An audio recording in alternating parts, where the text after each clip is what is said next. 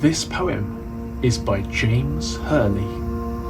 It's called Greedy Dog. This dog will eat anything, apple cores and bacon fat, milk you poured out for the cat. He likes the string that ties the roast and relishes hot burnt to toast. Hide your chocolates, he's a thief, he'll even eat your handkerchief. And if you don't like certain shocks, carefully conceal your socks.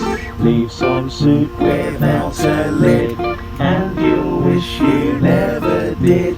When you think he must be full, you'll find him gobbling bits of wool, orange peel or paper bags, dusters and old cleaning rags. This dog will eat anything except for mushrooms and cucumbers.